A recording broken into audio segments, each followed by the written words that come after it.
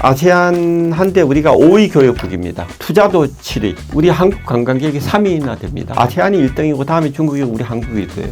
한 1,000만 명 이상 가는 거니까. 거기에서 관광객으로 가서 우리 쓰는 돈 뭐 이런 거 보면 상당한 아세안 입장에서도 한국이 중요한 나라다 뭐 이렇게 볼 수 있습니다. 그래서 2023년도 싱가포르 동남아 연구소의 조사에 이제 따르면 가장 경제적 영향력 있는 국가로 한국이 8위 1% 정도 거의 대화상대국 11개 중에서 거의 뭐 밑이라고 보시면 될 것 같습니다. 그리고 가장 영향력 있는 정치적 전략적 국가 뭐 이런 분류에서도 한국은 8위 한 1.7% 뭐 이렇게 되고 미중이 경쟁을 할 때 제3국 해칭 대상국으로 6개 국가를 중에 이제 그걸 했는데 그 중에서 한국은 이제 꼴찌인데 그에 비하면 일본은 2위에 되는 거거든요.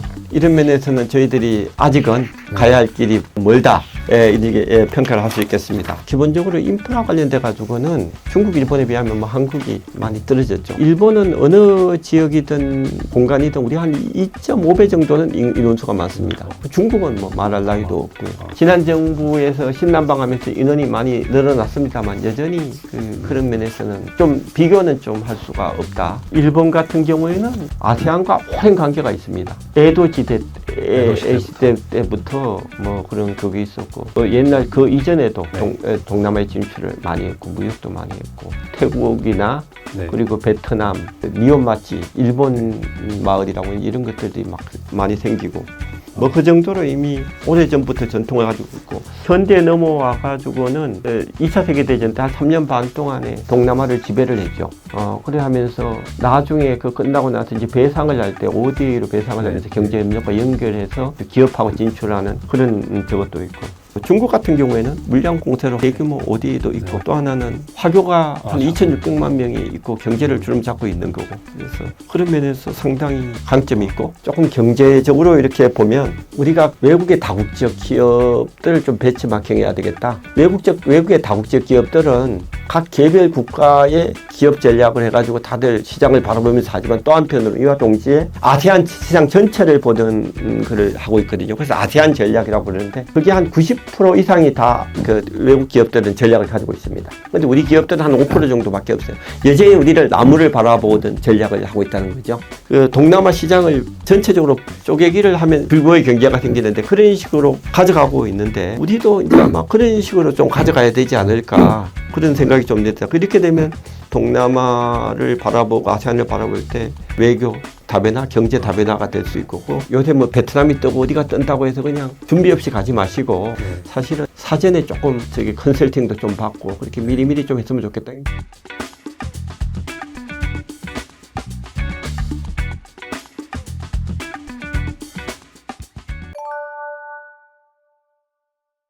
사실 그 아세안에게 그 중국하고 일본 그리고 한국에 대해서 좀 비교하고 싶은데 현실적으로 어쨌든 그 중국이라는 거대한 나라, 그 일본도 상당히 큰 나라니까 이들 두 나라에 비해서 또 늦었고 정치 정제적 영향력을 비교했을 때 사실 미미하다고 저는 알고 있는데 뭐 전략적 파트너로서의 인지도도 떨어지고 있다고 들었거든요. 중국하고 일본하고 한국을 비교하면 어느 정도인지 궁금하고요.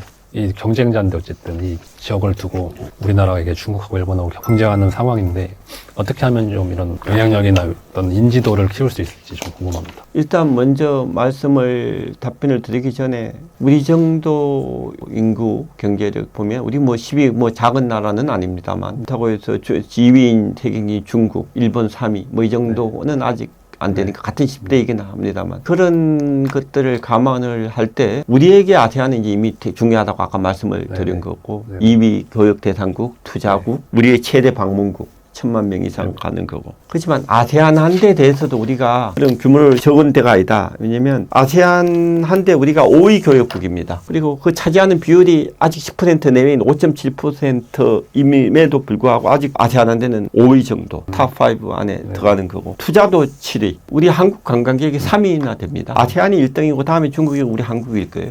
한 1,000만 명 이상 가는 거니까. 거기에서 관광객으로 가서 우리 쓰는 돈 뭐 이런 거 보면 상당한 아세안 입장에서도 한국이 중요한 나라다 뭐 이렇게 볼 수 있습니다. 그래서 중국, 일본만은 못하지만 그래도 상당히 한국도 나름대로 영향력이 있다고 저는 판단을 하는데 이게 또다시 언급을 합니다만 2023년도 싱가포르 동남아 연구소의 조사에 에 따르면 가장 경제적 영향력 있는 국가로 한국이 8위 1% 정도, 거의 대화 상대국 11개 중에서 거의 뭐 밑이라고 보시면 될 것 같습니다. 그렇지만 중국은 뭐 경제력 거의 뭐 중국, 일본은 상위 2, 3등 안에 다 드는 나라고. 그리고 가장 영향력은 정치적, 전략적 국가 뭐 이런 분류에서도 한국은 한 1.7% 뭐 이렇게 되고. 자, 그러면 아세안이 그럴 리는 없지만 이제 가상 질문입니다만 미중이 경쟁을 할 때 제3국 해칭 대상국으로 6개 국가를 중에 이제 그걸 했는데 그 중에서 한국은 이제 꼴찌인데 그나마 앞에 경제적 그리고 정치 전략적 국가 1%에 비해서 3.2%가 이렇게 나온 게 좀 나름대로 고무적인 인기긴 한데 그에 비하면 일본은 2위에 되는 거거든요. 이런 면에서는 저희들이 아직은 가야 할 길이 멀다. 이렇게 평가를 할 수 있겠습니다. 왜 그러면 아세안이 우리한테 이런 평가를 할까? 이면 최소한 뭐 경제하고 비례하는 건 아닙니다만 우리가 아세안한테 5위 국가이고 그리고 퍼센테이지로 보면 5.7%인데 퍼센테이지가 조금 더 나와야 될 것 같은데 1%나 3% 정도밖에 안 나오는 이유가 아세안 입장에서 거꾸로 생각해 보면 한국이 남중국의 안보적 이슈에 대해서 소극적이다. 뭐 그런 측면. 그리고 또 하나는 북핵 문제나 한반도 상황에 대해서는 우리가 자꾸 우리한테 지지를 요청을 이렇게 하는 데 비해서 이제 자기들 이슈에 대해서는 조금은 소극적이라는 그 이슈. 두 번째는 만약에 한반도 상황이 이렇게 어려워지고 나면 연루될 가능성 뭐 이런 것들도 우려하지 않을까. 그러면 그리고 또 하나는 제가 제 나름 생각한 겁니다만 이게 이제 결국은 동남아 엘리트들을 대상으로 한 거니까요. 우리가 이런 동남아 엘리트층들을 대상으로 한 발신력이 높지 않지 않았느냐. 이런 걸로 좀 여러 이유가 있겠지만 제 나름대로 그런 분석을 해봤습니다. 그래서 정치적 전략적으로 낮은 거는 조금 그 자체에도 함의가 있는 거지만 자유무역 주도 리더십이랄까 규칙 기반 질서 구축, 국제법 지지 뭐 이런 데서 좀 점수가 낮은 거거든요. 이게 결국은 이게 우리 인태 전략의 메인 가치이기도 하고 이런 분야에서 지금 조금 저희들이 계기가 있을 때마다 목소리를 조금씩 적절하게 내는 거 그런 것들이 좀 하나가 이제 될 수 있는 거고 두 번째는 우리 학계 연구소가 우리의 입장을 많이 영어로도 그렇고 현지어도 그렇고 발신을 할 수 있는 뭐 그런 것들을 좀 많이 했으면 좋겠다. 그러려면 한국 내 이런 아세안에 대한 지원 그리고 학자들에 대한 지원 이분들이 이 전공을 하면서 좀 먹고 살아야 될 거 아니에요. 사실은 동남아와 관련되는 학부 전공은 사실은 거의 없어요.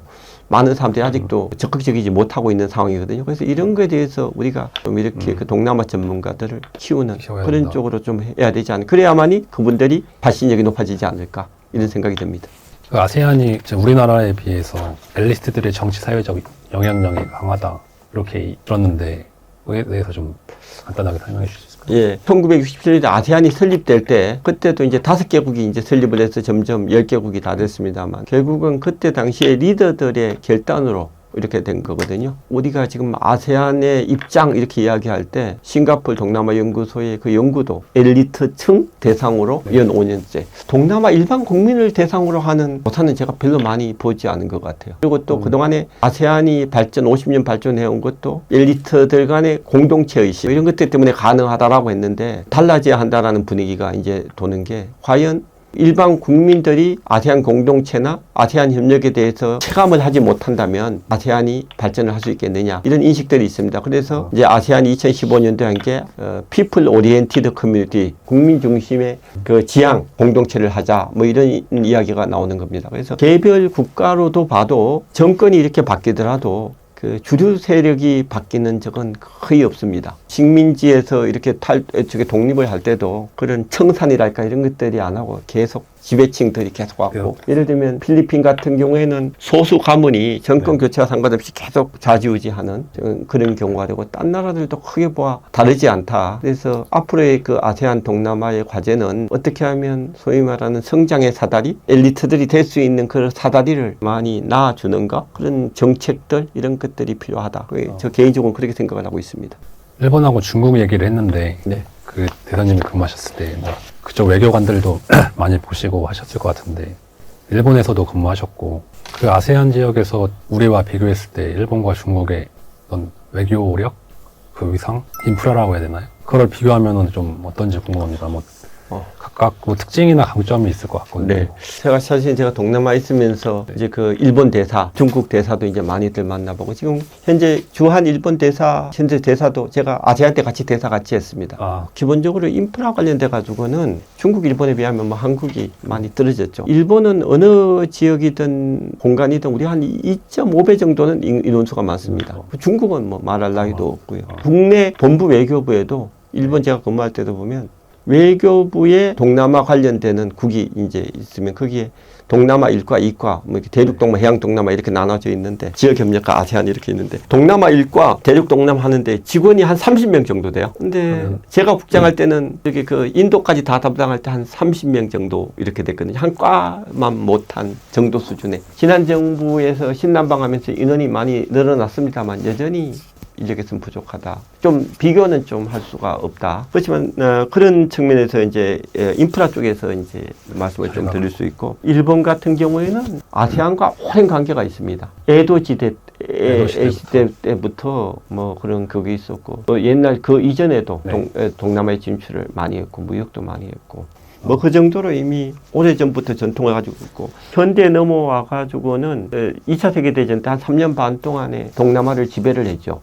그래 하면서 나중에 그 끝나고 나서 이제 배상을 할 때 ODA로 배상을 하면서 경제협력과 연결해서 기업하고 진출하는 그런 저것도 있고 그때만 해도 너무 이제 일본이 동남아의 경제를 잡고 있었는데 너무 상위인 국가적인 이미지 많아서 폭동이 막 일어났습니다. 그래서 그때 이제 일본으로서는 이래서는 안 되겠다. 1977년도에 후쿠다 독트린이라는 것을 발표를 해서 마음과 마음을 연결하는 외교 뭐 이런 식으로 해서 그게 지금까지 쭉 이렇게 이어온다고 보면 됩니다. 그 또 하나는 미국과 아세안 간에 가교 역할을 좀 상당히 많이 하지 않았을까 안 한다 이런 생각이 듭니다. 이미 과거에 그 아세안이 이제 지금과 같이 힘이 없을 때 미국하고 이렇게 대화 관계를 가질 수 없을 시기 70년대, 80년대쯤 되겠네요. 그때까지만 해도 일본하고 미국은 가까웠으니까 상호 정상 방문 이럴 때 아세안의 입장을 많이 이렇게 미국한테 전달해주고 또 미국의 입장을 아세안한테 많이 하면서 그런 역할들을 했던 그게 아마 일본의 대아세안 외교에 아마 밑거름이 되지 않았나 이런 생각이 들고 중국 같은 경우에는 물량 공세로 대규모 ODA도 있고 또 하나는 화교가 한 2,600만 명이 있고 경제를 주름 잡고 있는 거고 그래서 그런 면에서 상당히 강점이 있고 우리도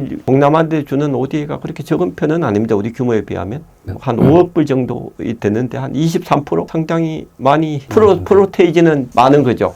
일단 저기 X 자체는 뭐 그렇게 큰 건 아닐 수도 있겠지만 그런 면에서는 그거 그리고 나름대로 우리가 아세안 외교를 나름대로 어느 정도 선방을 하겠다라는 거는 우리가 한국과 아세안 대화관계 수립이 올해가 34년째인데요. 아세안 내에서 회의하는 게 아니라 아세안 바깥에서 하는 특별정상회의라고 그러는데 우리가 3번이나 있습니다. 미국도 그렇고 미국도 2번째고 나머지도 다 2번 뭐 정도인데 제가 보기에는 이렇게 3번 한 거는 나름대로의 어떤 외교력이 있지 않았을까라고 자평 이렇게 해봅니다. 다만 이제 조금 한 걸음 더 나아갈 그런 관계 모색을 좀 해야 될 시점이 지금 오지 않았을까 이런 생각은 합니다. 오랜 외교장 경험이 있으신데 아세안에 진출하려는 한국인이나 기업들이 많은데 역시 조언을 좀 간단하게 해주신다면 어떻게 해주실 수 있을까요? 동남아 국가들이 어떻게 통일을 가져가느냐. 다양성이란 말을 또 다른 말로 하면 아세안 10개국을 말할 수 있고 통일은 지역기구로서의 아세안 뭐 통일하겠다. 이제 이게 특징인데 이 특성에 맞게끔 저희들이 외교를 가져가야 되겠다. 아세안 10개국들이 다 다르니까 거기에 맞는 기본적으로 맞춤식 양자 외교도 당연히 해야 되죠. 어차피 지금 현재 저희들이 비즈니스가 되는 곳은 우리의 제3위 수출 대상국인 베트남 이런 데 계속 이렇게 쭉 가야 되겠죠. 뭐 그리고 좀 더 인도네시아과 말씀드린 조금 잠재에 비해서 적으니까 더 올려야 되겠고 뭐 이런 것들 뭐 그런 것들을 맞춤식으로 좀 가져가야 되겠다. 그리고 또 하나는 이런 걸 해서 하나의 아우르는 통일성 차원에서 아세안 전체 전략 뭐 이런 것들을 좀 가져가야 되겠다. 이제 그런 면에서는 이미 아세안 공동체 경제 공동체가 출범을 했고 그 앞에 이제 양자 외교는 미시적인 시각 그리고 그 중간에 이제 미소 시각으로 소지역 메콩이나까 대륙 동남아 그리고 해양 동남아를 바라보는 소다자 소지역 이거 갖다 저는 미소 전략 그런 것들을 다층적으로 이렇게 가져가야 된다. 그런데다가 이제 점점 더 하나의 더 의미를 두자면 이제 우리가 이제 인태 전략 하잖아요. 그래서 그 더 바깥 동심원에 그거 뭔데 뭐 인태 전략도 하나의 크게 하나 가져가면 하나의 어떤 입체적으로 될 수 있지 않을까. 조금 경제적으로 이렇게 보면 우리가 외국의 다국적 기업들을 좀 벤치마킹해야 되겠다. 외국의 다국적 기업들은 각 개별 국가의 기업 전략을 해가지고 다들 시장을 바라보면서 하지만 또 한편으로 이와 동시에 아세안 시장 전체를 보던 글을 하고 있거든요. 그래서 아세안 전략이라고 그러는데 그게 한 90% 이상이 다 그 외국 기업들은 전략을 가지고 있습니다. 근데 우리 기업들은 한 5% 정도밖에 없어요. 여전히 우리를 나무를 바라보던 전략을 하고 있다는 거죠. 그 동남아 시장을 국가 내가 아니라 전체적으로 이렇게 좀 쪼개기를 하면 규모의 경제가 생기는데 그런 식으로 가져가고 있는데 우리도 이제 아마 그런 식으로 좀 가져가야 되지 않을까 그런 생각이 좀 듭니다. 그렇게 되면 동남아를 바라보고 아세안을 바라볼 때 외교 다변화, 경제 다변화가 될 수 있고 좀 더 기업한데 좀 구체적으로 좀 설명을 좀 하면 요새 뭐 베트남이 뜨고 어디가 뜬다고 해서 그냥 준비 없이 가지 마시고 사전 시장 조사도 많이 하고 그러면 좋겠다. 사실은 사전에 조금 컨설팅도 좀 받고 그렇게 미리미리 좀 했으면 좋겠다. 코트라가 대한무역공사죠. 거기에 그 중소기업들을 위해서 지사화 사업을 하고 있습니다. 이렇게 특정 제품에 있으면 그거 갖다가 이제 저 지사화 사업을 좀 어느 정도 주면 조사도 해주고 그리고 대한보험공사가 있는데요. 그런 데서 보면 상대 만약에 파트너를 신용 조사도 또 해줍니다. 어느 정도 조금만 돈을 내면. 그래서 이런 것들을 다양하게 생각하면 시장을 접근하는데 실수가 좀 없지 않겠느냐 이런 말씀을 드리고 싶습니다. 그래서 북한 외교력이 뭐 아세안에서는 사실 어느 정도 되는지 조금 궁금하고 북핵 문제도 아까 말씀하셨는데 이 아세안이 북핵 대응에서 어떤 역할을 해줄 수 있을까 이런 게 대해서 대사님의 생각이 궁금합니다. 그 아세안 내 그 북한의 외교력과 공간의 활동 굉장히 그 미미하다고 볼 수 있겠습니다. 왜냐하면 실제적으로 그들이 다르게 눈에 보이지 않게 하는 외교력은 제가 잘 모르겠는데 제가 평가하는 거는 아세안이 하는 각종 행사나 이런데 북한 외교관을 찾아볼 수가 별로 없어요. 사실은 대아세안 외교에서 가장 중요시하는 거는 어디 참석하고 프레젠스가 되게 중요합니다. 예를 들면 미국에 대해서 과연 아세안에 관심이 있느냐라고 자꾸 하는 이유가 중국과 일본 같이 물질적인 그런 거를 떠나서 정권이 바뀔 때마다 그 아세안 회의에 오는 게 들쑥날쑥하다 이런 겁니다. 그러니까 예를 들면 트럼프 재임 기간에는 한 차례만 아세안 회의에 왔고 4년 동안에 거의 안 왔거든요. 그리고 뭐 대신 뭐 장관급을 보낸다거나 마지막 회에는 뭐 장관급도 아닌 분을 이제 보내서 아세안도 그러면 격을 낮춘 자존심이 있으니까 장관급으로 다 내려서 회의를 하는 아세안 국가들이 보고 싶어 하는 거는 미국이 그 고위직이 참여해서 그 꾸벅꾸벅 조는 모습을 보고 싶어 합니다. 회의하면 시차가 있지 않습니까? 와서 저 앞에서 그냥 꾸벅꾸벅 졸고 이런 거, 그 졸음을 참기 위한 노력하는 그 모습, 이 사람들이 우리한테 관심이 있구나. 뭐 이런 것들. 뭐 그런 측면에서 보면 제가 보기엔 그 조금 그 북한의 외교력이 그렇게 대단한 것 같지는 않다. 북한이 이제 굳이 저희들이 언론에 많이 나오는 거는 ARF, 아세안 지역 안보 포럼 한 27개국이 되는데 주요 국가들이 다 있습니다. 2000년도에 북한이 이제 가입을 했어요. 그때 당시에는 김대중 DJ 이제 대통령이었을 때 남북 관계가 좋아서 북한이 ARF도 이제 가입을 이렇게 해서 저희들이 남북 정상회담도 이렇게 하고 그런 면에서는 북한을 좀 반일시키는 ARF라는 플랫폼이 좀 있는 것 같고 또 한편으로는 북한이 아세안 대화 상대국 그걸 계속 신청을 하는데 이제 안 되는 것 같고 왜냐하면 아세안이 우리가 89년대 가입할 때도 신청할 때도 그랬는데 아세안이 바라볼 때는 실질적인 이익을 줄 수 있냐 없냐인데 아직 북한한테는 받을 게 별로 없다라는 그런 생각을 가지고 있는 것 같아요. 그래서 못하는 것 같습니다. 북한이 당분간 대화강 상대국으로 가입하기는 쉽지 않지 않겠냐 이런 생각이 듭니다. 그래서 북핵 관련돼서 아세안이 어떤 역할을 할 수 있냐 이런 말씀을 주셨는데 사실은 아세안이 그 오랜 식민지 경험 크게 보면 그 보통 60년에서 그리고 필리핀 같은 경우는 한 350년 이렇게 식민지 경험이 이렇게 있는데 그러다 보니까 비동맹 외교, 중립주의 성향이 이렇게 많아서 북핵이나 이런 것에 대해서 옳고 그름을 떠나서 상당히 중립적이고 약간의 양비론적인 북한이 그 미사일을 쏘고 핵 개발을 하는데도 관련 당사국이 자제를 해야 된다. 요새는 상당히 북핵 문제나 이런 데 대해서 네네. 강력한 입장을 보이고 9월에 북핵 6차 이제 실험이 있었습니다. 네. 그때 아세안이 이제 의장국으로 있는 동아시아 정상이 미국 이런 게 있어서 그렇지만 강력한 규탄 선언도 하고 그리고 미사일 쏠 때마다 이 우려도 표명하고 그래서 나름대로 상당히 우리 쪽 이해를 많이 하고 있다 이렇게 생각을 하고 있습니다. 아울러 18년도에 그 미중 회담이 싱가포르하고 하노이 두 군데에서 이렇게 열렸지 않습니까? 아, 미국 회담. 네. 미국 회담이. 네.